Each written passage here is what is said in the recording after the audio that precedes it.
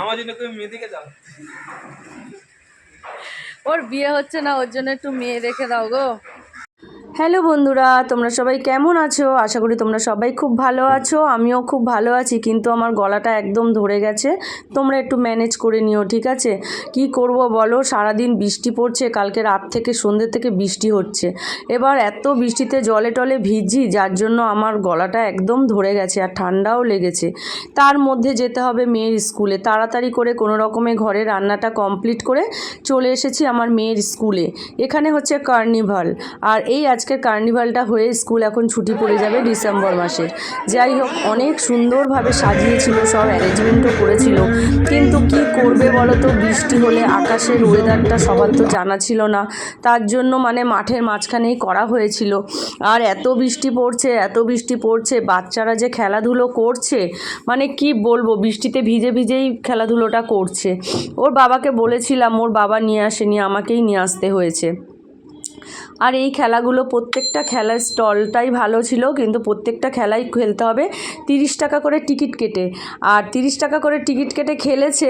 আর একটা খেলা ছিল যেটা 80 টাকা দিয়ে কাটতে হবে। যাই হোক, বাচ্চাদেরকে নিয়ে আসলে বাচ্চাদের বায়না তো শুনতেই হবে, কিচ্ছু করার নেই। যার জন্যই আমি ওদেরকে নিয়ে এসেছিলাম। আর মানিকও এসেছিলো, মানিককেও নিয়ে এসেছি। আর হচ্ছে দুজনে মিলে খেলেছে, টুকটাক প্রাইজ পেয়েছে।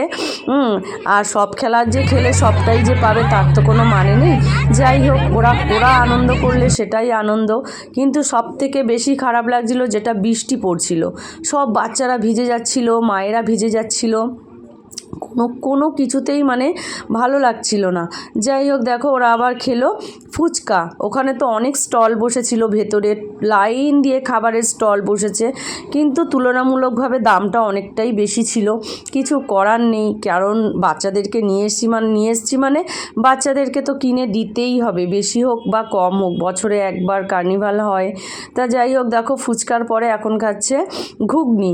আর এই যে লাইনটা দেখতে পাচ্ছ, এটা হচ্ছে 80 টাকার টিকিটের লাইন। ওইখানটায়ও খেলে প্রাইজ পেয়েছে। যাই হোক, তারপরে মানিককে জিজ্ঞাসা করলাম যে তোরা কি বিরিয়ানি খাবি? বলে না, বিরিয়ানি খাবো না। আমি বললাম তাহলে কী খাবি? বলে পপকর্ন খাবো। চিকেন পপকর্ন কিনে দিলাম।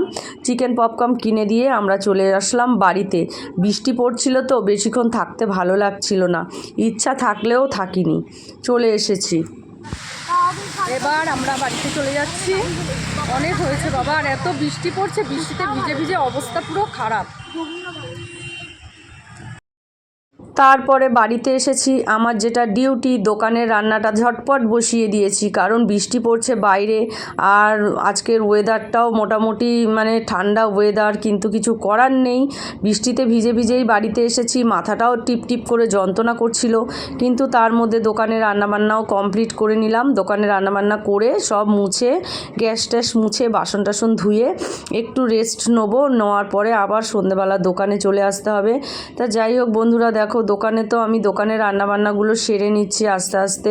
আর আমি টোটাল রেডি করেই রেখে গেছিলাম, অতটা সময় লাগেনি, কিন্তু দোকানের রান্না করতে তো সময় লাগবে বলো। আর এত মাথা যন্ত্রণা করছিল বলার মতন না, কারণ বৃষ্টির জল যে অসময়ের বৃষ্টির জল মাথায় পড়েছে না, প্রচণ্ড মাথা ব্যথা করছিল। কি আর করব, করতে তো হবেই।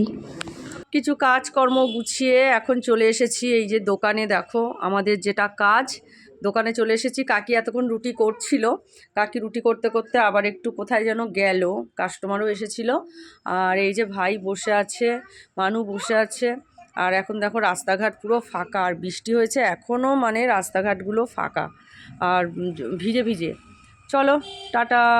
চলো বন্ধুরা, আজকের মতন ব্লগটা এইখানেই শেষ করছি। আবার তোমাদের সঙ্গে কালকে একটা নতুন ব্লগ নিয়ে দেখা হবে। Good night.